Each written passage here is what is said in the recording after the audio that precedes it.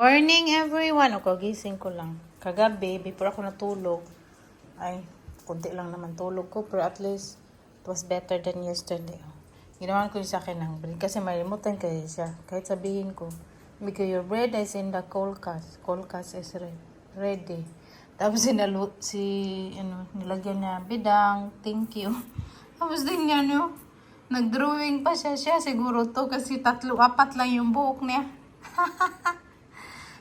Matawa man ako. I start my day with a smile. Ay, katawa. Tapos, tinirhan niya ako ng isang bread. Sabi ko, kainin mo na lahat yung bread sa umaga. Tinirhan niya ako ng isang croissant. Hindi man, yan kasya. Kaya so, mag-ano rito, alas 11:30. O, diba? It's so cute. Tingnan niyo. Cute yung drawing. Ang cute ng drawing niya. Ito ako ng vegetarian hamburger. Isa lang. Tapos, ito ako ng isang itlog. Isa ako dito, nandun sa opisina na nagtrabaho. Maglinis siguro ako today. Pag may time ako, kay grabe ka dumi na sa amin ba? Tapos super busy ko na char. Busy ang peg. Lutuin ko din yung isang itlog. Hina-hina lang yung apple. Yung itlog dito sa kabila. Lagyan ako ng isang mozzarella. Ang sarap. Ang sarap niya sa itlog. Ito siya, mild na mozzarella. Tapos yung mozzarella daw, less fatty than the normal cheese. Natin balik pa rin. Yan lang yung paberk pa natin. Okay na yung itlog natin. Tapos yung vegetarian mushroom. Kaya ako ba, may nakita akong tissue na black. Tapos, nagputi-puti. Pero okay lang naman. Perfume man na lang. Kasi baho. Yung matagal mo na siya hindi nasuot. Bahong suok. Magawa tayo ng smoothie. Kasi yung kinain ko kanina, yun man, hindi man ako very, very gutom. So, magawa lang ako smoothie. Dadalhin ko doon sa trabaho. Inumin ko ngayon kung may oras pa. At, magbili lang siguro ako doon ng snacks or ano. Kasi sa mga nagsasabi din na hindi din healthy magkain lagi ng Indian. Hindi naman siguro hindi healthy kasi yung mga Indian na tao yan naman kinakain nila. Siguro kung hindi sanay yung tiyan nyo, siguro siguro sa pag hindi sanay yung tiyan sa mga kanyang pagkain. Pero ako sanay man ako sa kanyang pagkain. Pero hindi ako kumakain doon everyday kay rice, tapos bread. Hindi, parang magsawa din tayo, no? Lang ako, minsan kumakain ako dito sa bahay, ganyan. Hindi ibredehin. Hindi ibredehin. Pataka, tagyaw-yaw. Anyway, so, tingnan nyo, ang daming strawberry. Ang siya ng Greek yogurt. Ang dami nito Lami.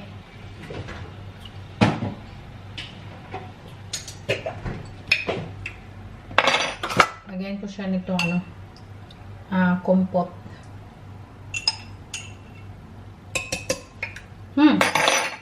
Kompot na 100% fruit na strawberry. Lang yung lagay ko? Strawberry tapos mango, frozen mango.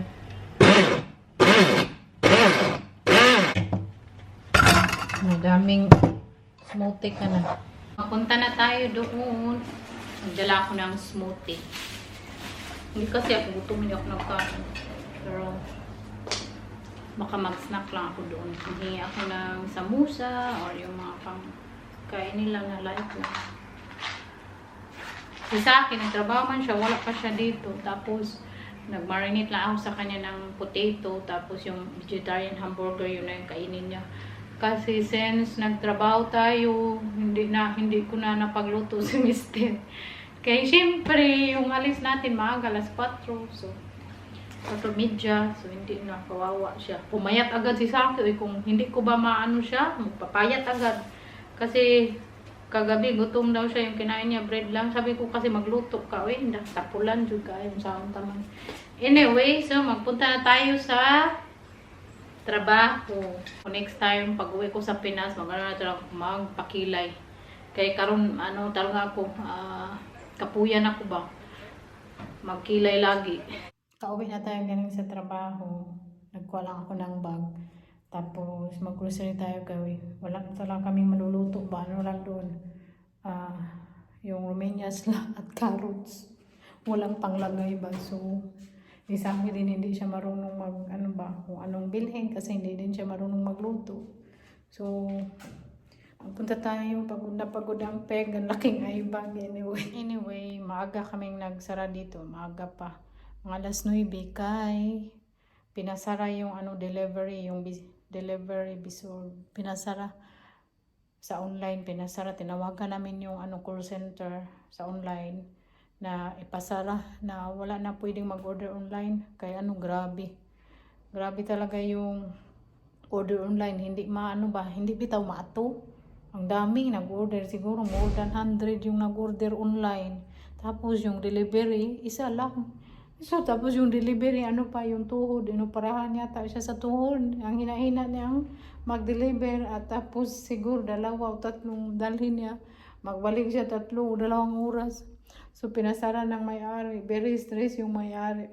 So sabi ko mag-uwi na ako kay wala na naman akong gagawin. Tapos sabi ko sa kanya, nagalit yung mga tao na nag-order na hindi na deliver on time kasi ako man ang sumasagot sa tawag ba. Grabe, galit na galit sa akin. Uy, talaga, hindi ko na alam kung ano sasagutin ba kay hindi lang 10 tawag yung natanggap ko, more than 20 tawag yung natanggap ko today, lahat galit sa akin. Sabi ko, ba't kayo magalit sa akin? Hindi naman ako ang may-ari. At tapos nagtrabaho lang ako dito, waiter yung trabaho ko, hindi ako ang delivery man. Ay, natawa ako na nainis, na ambot, nalibog ako ba. Sinabi ko talaga sa may-ari na dapat maghanap ka talaga ng delivery at kung hindi ka makahanap, huwag kang magpa-order ng madaming. Ako talagang napapagalitan. Sinabi ko sa kanya, ako ang napagalitan at dalhin mo dito yung pagkain. Ay, dalhin ko naman, hindi ko naman trabaho. Sabi ko, hindi ko po trabaho yan. Nagalit lagi, ang daming nagalit sa akin. Sabi pa nila, puntahan daw nila ako doon sa bakit ganyan, ganito, ganun. Sabi ko, wala talaga akong alam dyan. So, yun ang pangyari today. Ang ganda ng bulaklak dito. Yung pagpasok sa apartment. Yun ang pangyari today, kaya maaga-aga pa tayo. Mag 9:30 PM na. Yung sunshine. So, yun. Kasi kung hindi niya pinasara, ambot. Nandun siguro ko nakatayo sa telepono. Tapos, nagalit lahat ng tao sa akin. Sabi ko, huwag kayong magalit sa akin kasi waiter lang po ako dito. Hindi ako may-ari. Ay, natawa ako na nainis. Ambot. Sinabi ko to sa may-ari nga, pag di mo kaya magkuha ng delivery man, i-stop mo talagang order kay nagagalit yung natantao. At alam niyo ba, ang mga tao ba ng mga bad reviews? Kasi syempre sa online nagsulat ng mga bad reviews na binabasa ko. Tapos hindi na mag-order, kaka-open pa ng restaurant. Sinabi ko din sa may-ari. Tapos sabi niya, oo, tama ka. Kaya, ay, ambot din. Bakit siya nag-open na walang taong magtrabaho doon sa kanya? Wala ding mag-apply ng delivery. Anyway, papunta na tayo sa supermarket. Kaya baka magsara na. Tapos bukas magtrabaho na naman ako.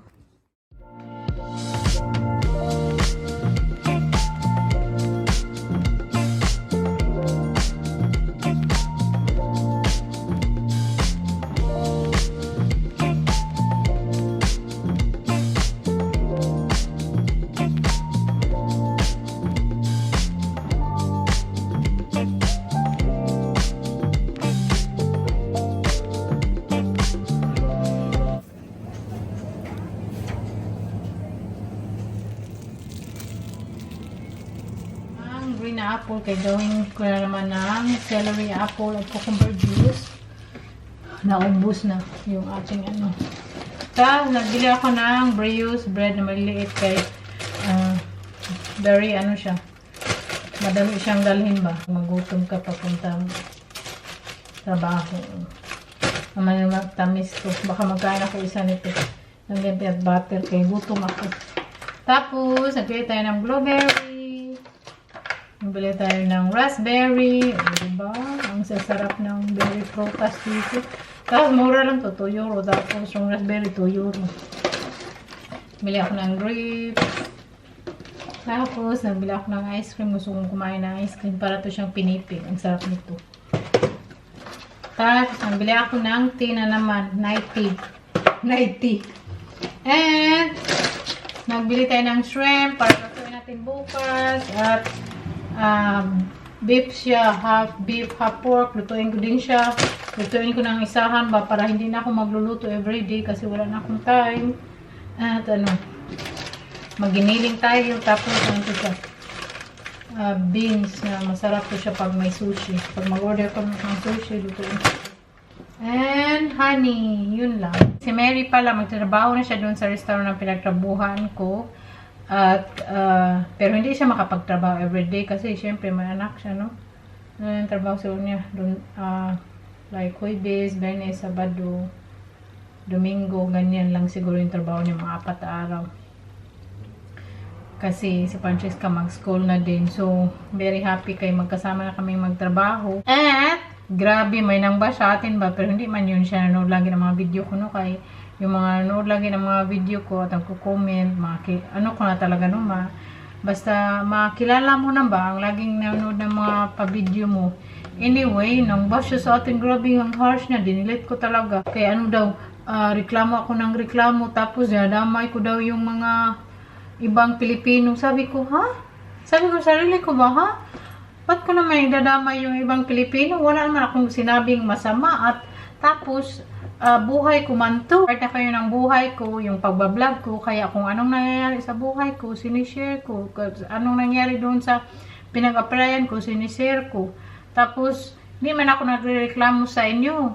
Nireklamo ko yung may-ari. Tapos, alam din may-ari no na ganun yung sinabi ko sa kanya kasi sinabihan ko talaga siya. Kasi dito dapat maging open-minded ka kung anong gusto mo at hindi mo gusto. Iba kasi yung culture natin. Tapos dito, which I really like the culture here kasi lahat ng tao dito very open-minded. Masabi mo lahat ng gustong sabihin mo.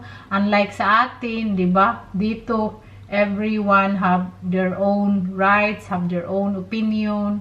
Tapos, okay lang talaga pag dito kayo nakatira, maano talaga nyo, maiintindihan. Tapos, sinishare ko lang naman no, kung ano nangyayari sa pag-apply ko, pag ganyan. Tapos, ako din yung tao na very hardworking. Hindi ako nag-complain sa very heavy work. Hindi ako nag-complain sa ganyan. Na ano lang talaga ako na siya kasi dito talaga pag magtrabaho ka, may ano talaga training by training ka, lalo na sa pag waiter or housekeeping, kung anong pasukan mo trabaho, i-training ka ba? Doon sa pinaka-applyan ko, na-shock talaga ako kasi the first day ko, ako lahat, hindi niya ako tinuturuan. Ano lang siya, i-learn mo lahat, paano laruin mo yung cashier, kung ano ba. Sabi niya, ganun, tapos tinuro lang niya, nandoon yung drinks, nandiyan yung wine, tapos ako na lahat. So, ako na lahat. Di ba? So, kung sa iyo nangyayari doon, ano din mafe-feel mo? Sabihan mo din yung may-ari. Ganyan, ganun. Kasi, yung binabayad niya sa akin, ay pang waiter. Hindi niya ako binabayaran sa mga pag cleaning dyan. Pero ako yung tao na pag walang gawin, ako talaga tutulong talaga. Ako like, yung minsan nakita ko yung may-ari na dami niya ng pan kasi magluto no, iba-iba yung pan, iba-iba yung putay luto. Huhugasan ko siya kasi minsan walang customer, nakatayo lang ako doon. So tutulong pa talaga siya na naghuhugas, tapos very happy siya na magtulong ako kasi hindi ko part yung trabaho ko, pero ayaw ko yung magtayo lang doon, magantay ng customer, walang gawin, ayaw ko maboard ako. So magtulong talaga ako, kaya very happy siya. Tapos yung mga pagreklamo ko, alam din niya kasi sinasabi ko talaga sa lahat sa kanya, no? At grabe man yung ating grabe yung basher ba. Dinadamay ko daw yung mga Pilipino. Bakit ko dinadamay? Buhay ko man to. Tapos ang ko sa trabaho, yung may-ari man, yung doon man ako nagreklamo sa kanya. Mas gusto ko yung culture nila dito. Kasi masabi mo lahat. Ang dami ko ng chika, no? Anyway, so Magano muna ako magupo muna ako Sige naman kong chika-chika, no? Anyway, so bukas, kayo na naman tayo. Thank you so much for watching, everyone. I love you all. Bukas magluto tayo ng madaming bongga-bongga para si Saki makain ng maayos. Thank you so much for watching, everyone. I love you all. Bye.